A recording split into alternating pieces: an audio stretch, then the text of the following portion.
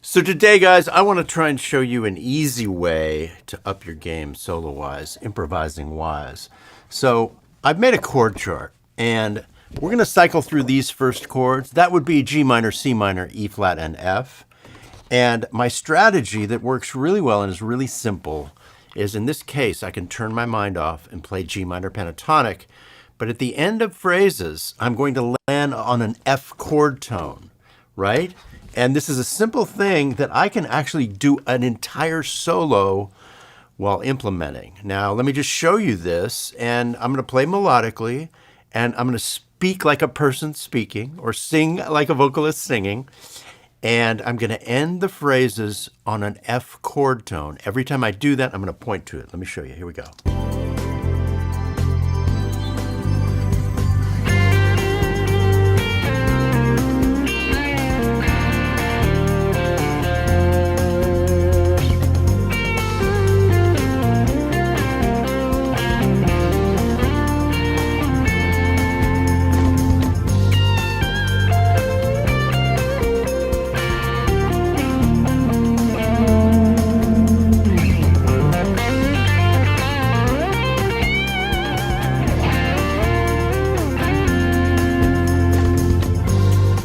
Okay, so I can show you 4 times when I stopped on an F chord tone. The first one was here.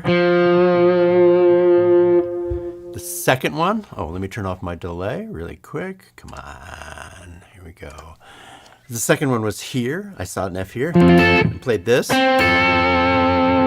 6th interval, and then I did a 3rd up here, seeing the F right there. And then finally, I did a double stop here, seeing the F chord right there. Now what this does, it gives me a place to land that's reliable and musical, but it also ends the phrase. So I'm ending what I'm singing or the sentence I'm talking. So you're speaking like a person or singing like a vocalist. You're starting something, you're making a statement, it's like a sentence, and you end it like a phrase. And that's musical, and that actually makes you play better solos. So what naturally happens here, I start each phrase in each cycle of the chord changes in G minor pentatonic. My brain is not really on. I'm just kind of coasting. And then at the end of each phrase, when the band goes to the F chord, I land on an F chord tone. And it creates a natural pause also, which sounds musical.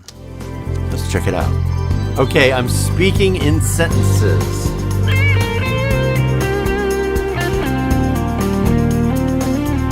F chord tone.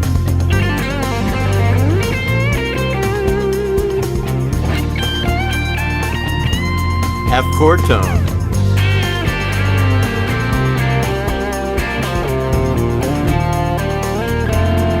F chord shape. So G minor pentatonic and landing on an F. Now, the next thing we can look at is sometimes you might want to hit all the chord tones, and that creates kind of a nice melody. Let me show you that. Switch to the neck pickup, to C, and then to E flat, landing on an F. So it creates a melody that matches the chords. Let me do it one more time. So G minor, C minor, E flat, F. So you can turn your mind on and visualize the chords as they pass by and create melodies that match the chords. We start with G minor, and then C minor, and then E flat, and then F. So now I'll play melodies that point to the chord tones and trace them. G minor, C minor, E flat, F.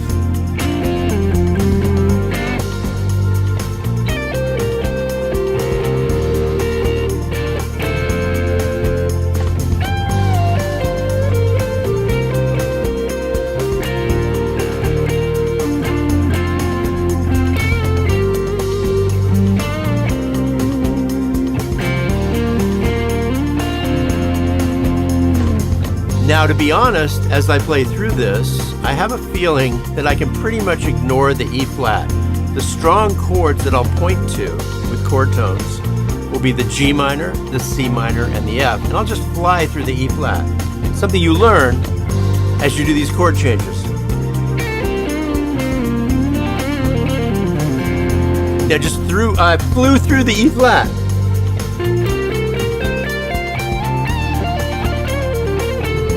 Just like that.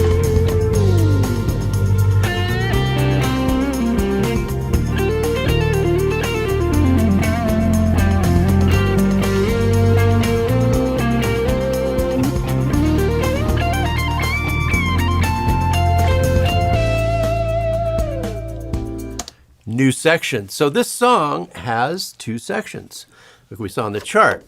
And the next one goes to A minor. And it's pretty similar, and you can kind of do a lot of the same moves, but there's one spot I threw in an E minor chord where you really have to pay attention to that E minor no matter what you're doing. So let's dive into that and try this new section.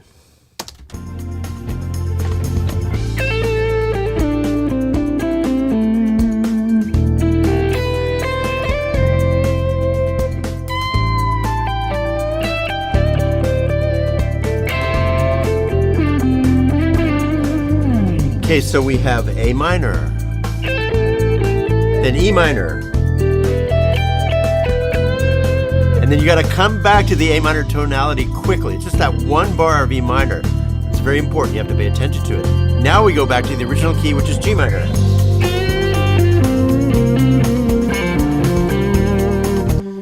Okay, so this jam track will be available to you if you just click the link below and take the 30 free guitar lessons.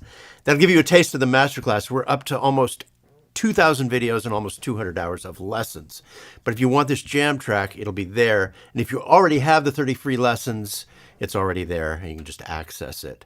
So this jam track, I like doing stuff that's slightly challenging. It has 2 places where you really have to pay attention. It's this E minor shift right here, and it also changes keys. So you have to go from G minor to A minor. And I like tracks that force you to think just a little bit on your feet, but not too much so that it becomes an obstacle. Now, let's dive in again, and I'll talk about how to play through this second part, how to negotiate this E minor, and then the transition back to G minor, which is part A. Here we go. A minor. E minor. Now we have the standard progression. There we end on a G chord tone, back to A minor. Back to E minor. So it's a very quick shift. You just have to drop in that E minor tonality for 1 bar. And now we're going to head back to G minor. Landing on a G is fine, any chord tone. You just got to shift your whole template down 2 frets or 1 step. So let's talk about the sound. This is one of my favorite heritage guitars. Both the bridge and the neck pickup sound good. I'm pushing it with the gain pedal, going through my divided by 13, and it's the kind of sound where it's edge of breakup, and if I hit it hard, it's pretty distorted. If I hit it soft, it's pretty clean. And that allows me to punctuate and do some parts of the phrases loud and some parts of the phrases soft. And to me, if you're ignoring anything in your playing, don't ignore the different dynamics you can use with your pick to sound like you're speaking or sound like you're singing. Like if I play hard and then play soft, and I'm constantly switching back and forth, that to me makes you sound like a pro. Makes you sound like you're really, really advanced. Ooh.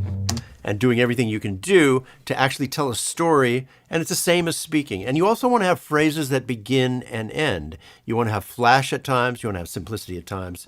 Save that virtuosity for bursts, because it'll get pretty old. If you play fast all the time, it'll get pretty old. So I like to play melodically, I like to play simply, and then do bursts of speed and whatever virtuosity I can muster up. All right. One more time. Let's see what happens.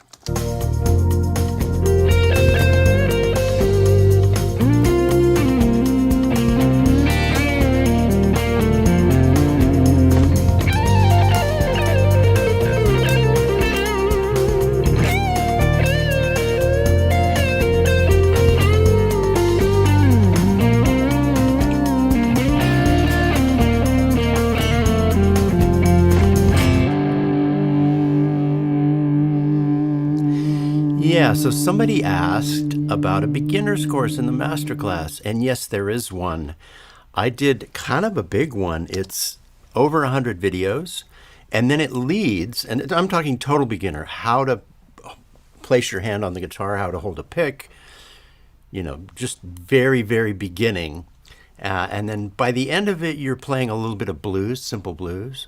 And then it jumps off into other courses. There's a couple of other jumping off courses. One is called Late Beginner. And then the other one's called Mapping the Fretboard. So we take you all the way through beginner. And then there are a couple of late beginner courses that you can segue into. Anyway, I want to show you guys a couple of great pieces of gear that just came out. I'm going to turn on this Park amp and choose it because it's a cleaner platform, because I want to show you Andy Timms just came out. It was so popular when they released this thing. He came out with the core again. The original Halo, the switches were a little closer together, so it took a little more finesse to actually stomp on them. And you can even use your foot on these knobs really effectively. But this thing sounds exactly the way I like a delay to sound. Let's give it a listen.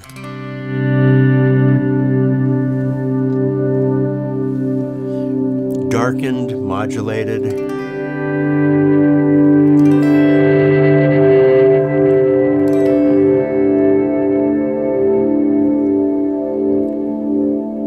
There's a musical way that it like deteriorates, you know. It's at the end. It just gets more pleasant as it fades. Now let me try it in the track real quick. Check it out.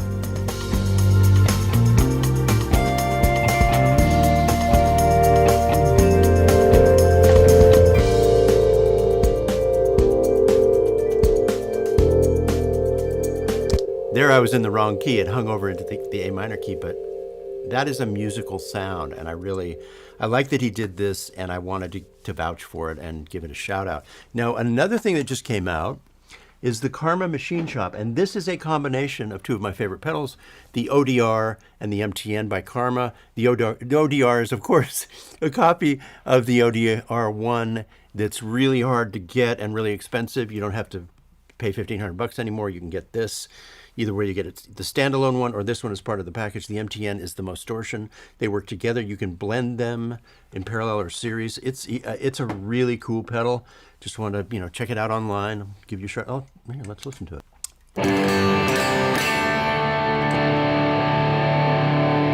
Yeah, so here it is again through the divided by 13. Check this out. Sometimes it's nice to distort the amp a little first.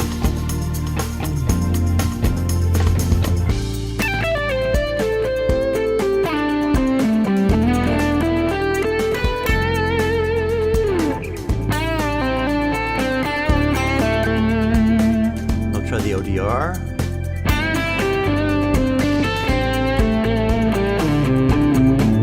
How about both at the same time?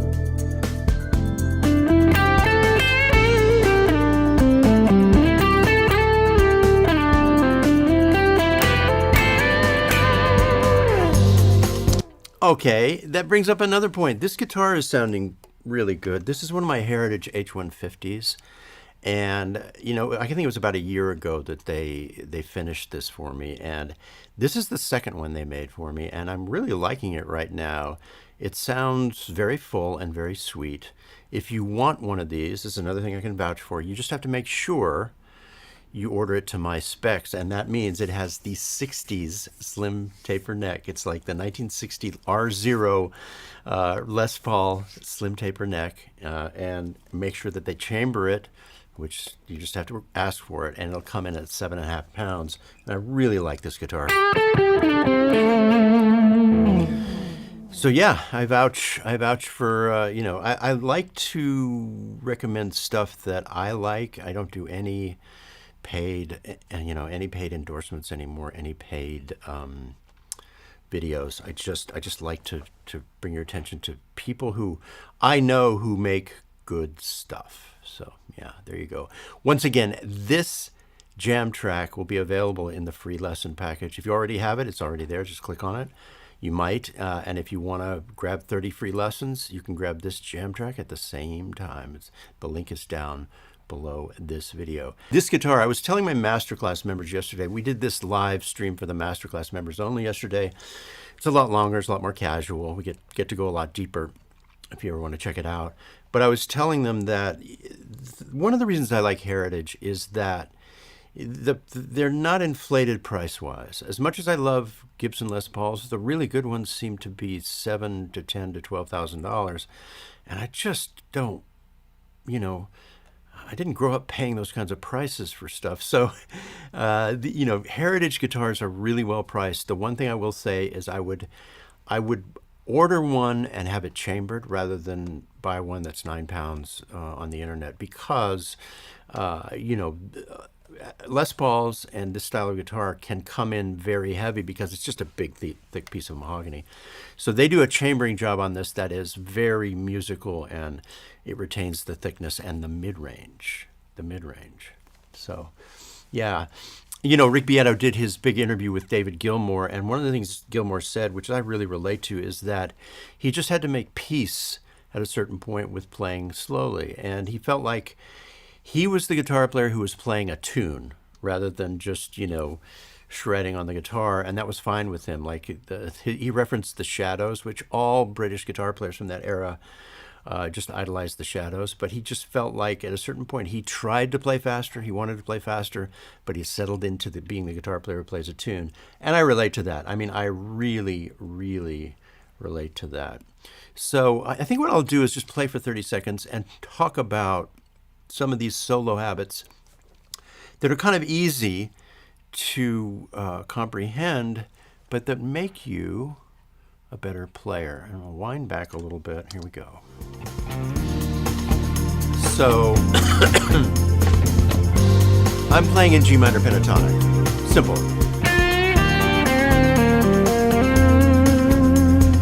But when it lands on the F chord, I'll land on an F chord tone.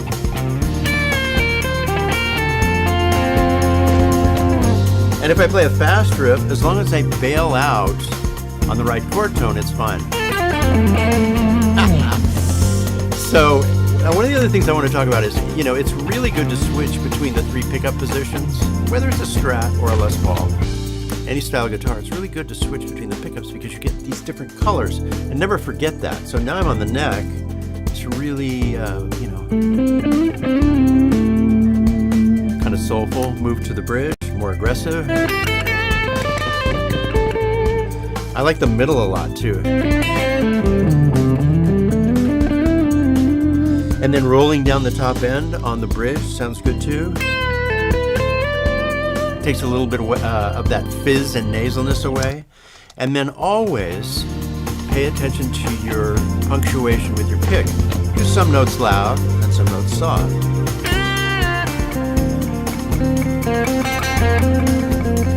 That's all it takes.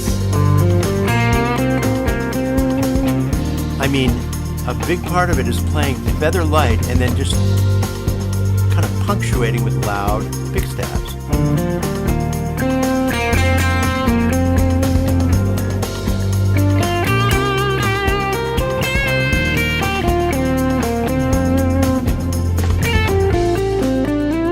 Now we went to the key change. So yeah, I like to do jam tracks that have just a little bit of a twist to them. Once again, these chords, somebody asked about them. Very simple. G minor to C minor to E flat to F, and then the second section goes up a whole step, and you have to pay attention at the E minor and play some chord tones. The other thing is I do use a 7-note scale some of the time. It's nice to go between simple blues and then a more, sophisticated 7-note scale. I'll show you. So 5-note scale, 7-note scale.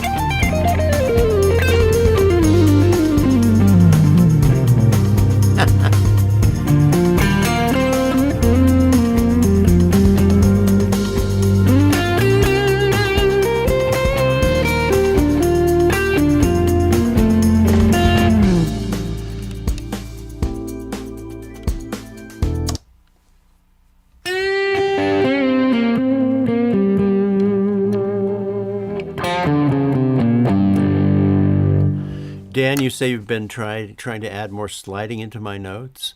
That's a trick I use all the time. Let's just talk about that for a second. It's a great way, a really, really effective and great way to change positions is by sliding into a note on one string in a new position. I will show you. I'm in a new position.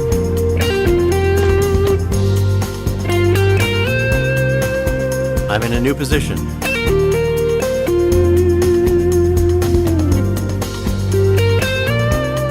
Another position.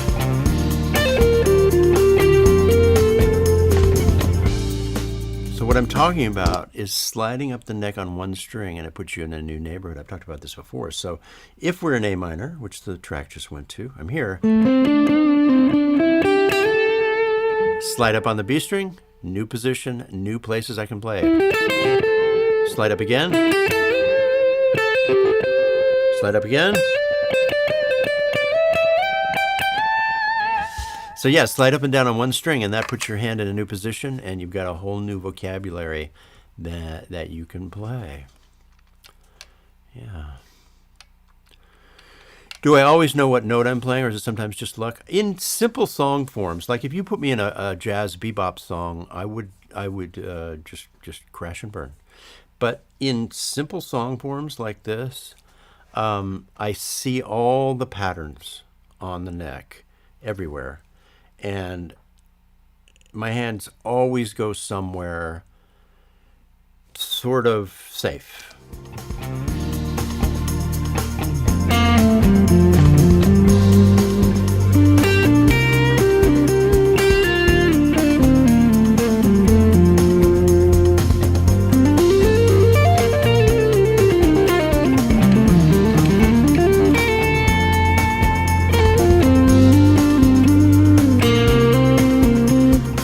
I see all the G minor, Ionian, and pentatonic notes and shapes everywhere on the neck. That's not actually a huge mountain to climb in your life. I mean, the music we love the most is usually pretty darn simple. And once you learn these forms, they're with you for life. So now, if you want to be a jazz player, that's a whole different story. But playing simple music, the music I love, folk, rock, pop, R&B, country, soul. Once you learn these shapes, they're with you and they stay with you.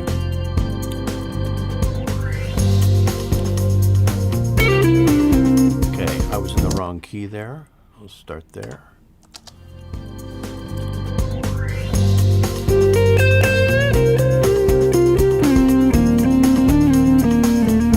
Now I do pay attention to chord tones, like I demonstrated earlier in the video. You can play chord tones on each chord. Let me try that. G minor, C minor, E flat, to F. And the E flat is not the most satisfying one to play chord tones on. But these are things you discover as you work through stuff. That's what I was saying. Playing through the E flat and ignoring it is almost better than hanging on it. In our live stream yesterday for members only, a gentleman asked me, what if you land on an E flat and pull up to F? And it really worked. It was like, I'll show you. Here we go.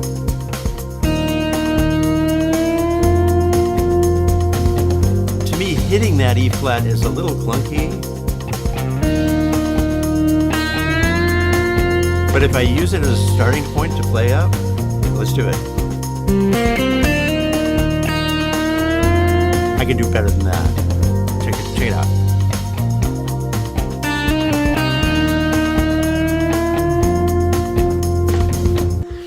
And it was cool because that's something I never would have done. So I'm doing a video about Andy Wood next week, and Andy taught me something really important. And I'll turn off my delay for this. He feels like if you practice something and you want to make it faster, once you learn it, you have to play it at the high speed. He said practicing something at low speed for an extended period of time will not help you because it's a whole different set of mechanics. So that's really helped me because I've realized, and he said the way to actually get faster is just to go for it. So if I go, I didn't know I could play that fast. I just went for it. And this really worked for me. Now let's see if I can do it twice. No, I got lucky the first time. So if you want to play fast, what he's saying is learn the part at slow speed, but then quickly bring it up to at least 90% of the speed you want to get it at, because it's a whole different mechanics, dynamics. Everything's different when you're going like this. And really it's just the bravery of going, well, I may not get this 9 out of 10 times, but I'm going to try. It's really worked for me. Almost. The first one was still the best one. Pretty good that time too. But anyway, Andy's great. You should check him out. And anyway, thanks everybody for coming. I'm going to let you get back to your weekend. Check out the 30 free lessons. If you want this jam track, it's in there. And if you already have the 30 free lessons, it's in there for you already. And I will play us out. Let me go back to earlier in the track. Turn the delay on. And thanks so much for joining. We'll see you on the next one.